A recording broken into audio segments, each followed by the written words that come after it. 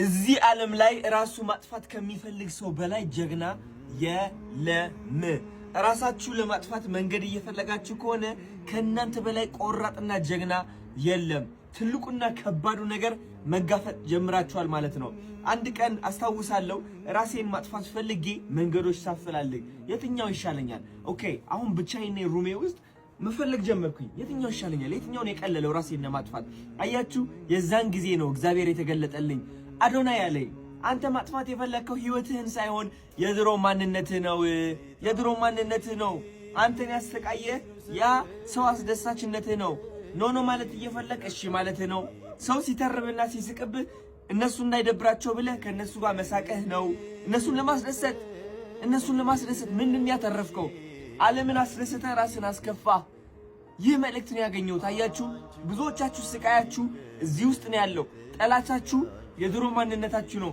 ጠላታችሁ የድሮ ታሪካችሁ ነው። አዲስ ህይወት መጀመር ትፈልጋላችሁ።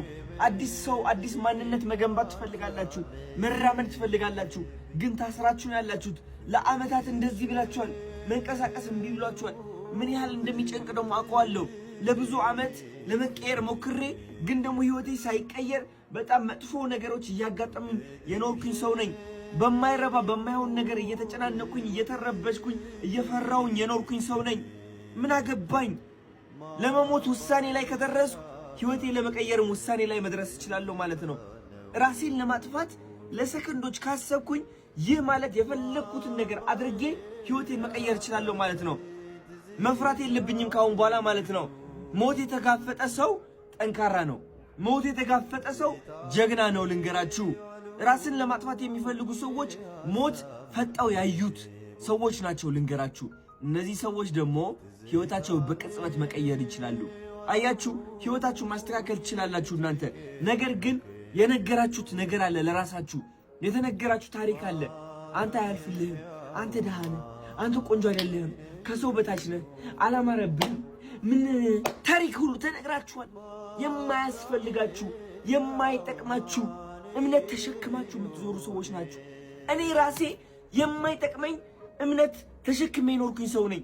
ተሸናፊ መሆኔን ራሴን እየነገርኩ ያደግኩ ሰው ነኝ። ይነው ልንገራችሁ፣ ሲሪየስሊ ለፍቅር ጠይቄ እምቢ ተብዬ ተስቀውብኝ ያደግኩኝ ሰው ነኝ። ፍቅር አይገባኝም ብዬ ያመንኩኝ ሰው ነበርኩኝ። ማሸነፍ አይገባኝም ብዬ ያመንኩኝ ሰው ነበርኩኝ። ግን እነዚህ ሁሉ የውሸት እምነቶች ራሴን ማጥፋት ስፈልግ ነቃውባቸው። ለካስ አዶናይን አይደለም ማጥፋት የፈለኩት። ለካስ የድሮ ታሪኬን ነበር ማጥፋት የፈለኩት። ለካስ ያ ውድቀት ነበር ማጥፋት የፈለኩት። ለካስ ያ የድህነት ምርጫ የውድቀት ምርጫ፣ የበታችነት ምርጫ ነበር ማጥፋት የፈለኩት። አያችሁ፣ ህይወት ምርጫ ነች።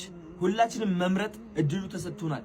ግን የምንመርጠው ነገር እኛን የሚጎዳን ነገር ነው። የሚጠቅመን ሳይሆን የሚጎዳን ነገር። ልብ ብላችሁ ስሙኝ።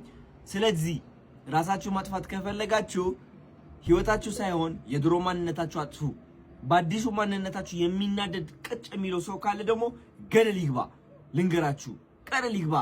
ህይወትህ ለማጥፋት የመጨረሻ ደረጃ ላይ ስትደርስ የምታስተውለው ነገር ምን እንደሆነ ታውቃላችሁ? ከእናንተና ከእግዚአብሔር ውጪ ካጠገባችሁ ማንም የለም።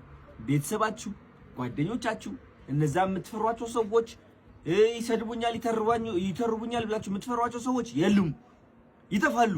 ቅጽበት ጥፍት። ማን ነው የሚቀረው? እናንተና እግዚአብሔር ናችሁ። ያ እግዚአብሔር አይረሳችሁም፣ አይተዋችሁም።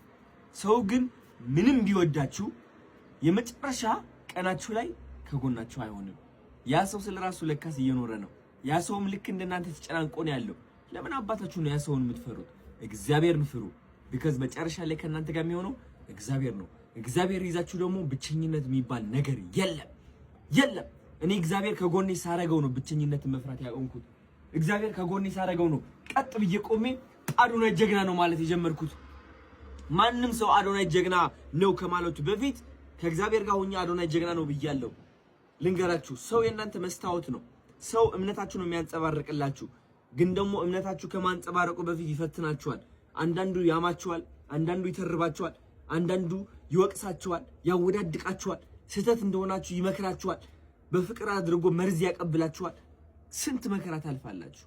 ስኬት እንግዲህ እንቁ የሆነበት ጣፋጭ የሆነበት ምክንያት ለዚህ ነው። ይህ ሁሉ ነገር መሻገር አለባችሁ። ወዳችኋለሁ። ስኬት ማለት ዓለማዊ ሳይሆን መንፈሳዊ ነው። መንፈሳችሁ ላይ ካሸነፋችሁ ይህ ዓለም ማሸነፍ ቀላል ነው። የታባችሁ ወዳችኋለሁ። 4 ያ